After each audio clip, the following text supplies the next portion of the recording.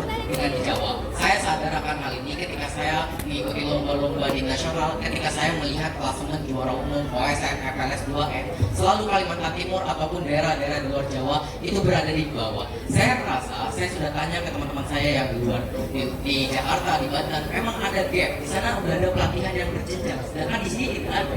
Makanya pertanyaannya, bagaimana kebijakan Pak Anies yang konkret untuk menghilangkan gap ini? Untuk menghilangkan gap pendidikan ini. Kedua juga soal transportasi umum, Pak Anies, tolong dijelaskan. Saya sebagai pelajar SMP, saya melihat banyak anak SMP, anak SMA itu banyak yang sudah pakai motor sendiri karena tidak ada transportasi umum yang terjangkau dan juga murah. Transportasi umum di sini sangat mahal, Pak Anies. Saya dari rumah saya Sambutan ke tempat sekolah saya 16 km itu harus membayar Gojek. Kalau Gojek itu 40.000. Sedangkan saya kemarin di Jakarta menempuh dari Rawabelong ke 1.500. Maka dari itu tolong Pak Anies dijelaskan ya,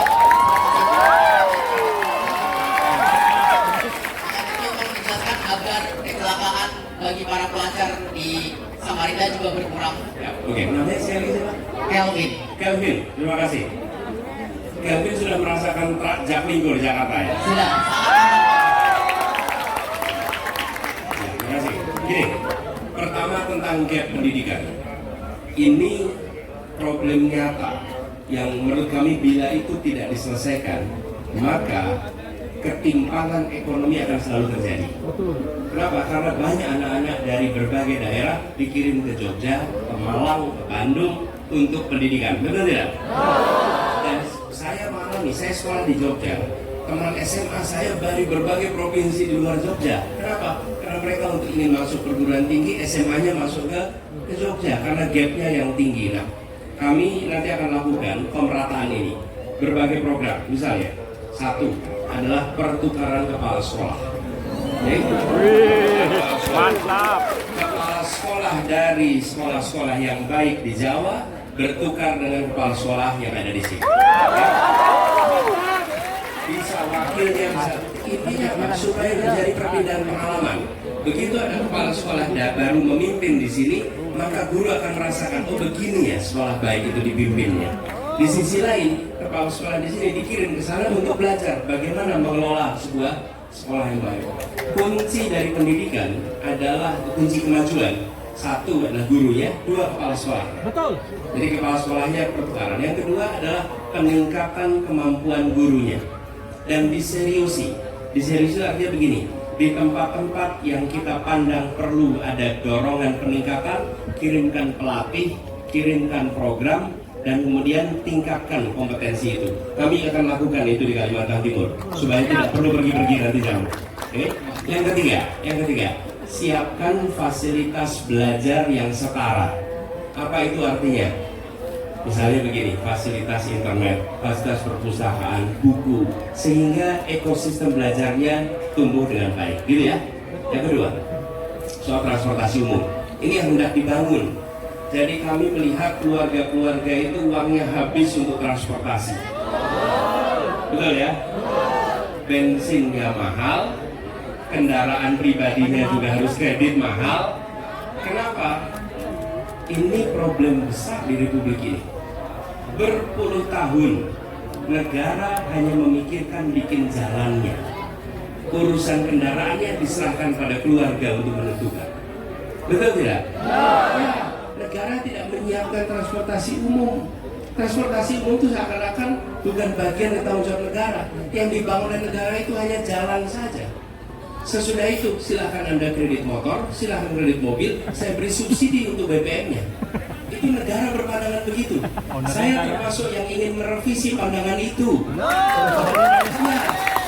Negara itu harusnya memikirkan transportasi untuk rakyat, bukan hanya memberikan jalannya. Ya, negara harus bangun jalan, tapi negara harus bangun transportasi umum sehingga warga tidak perlu menyiapkan transportasi untuk mobilitas dalam kotanya.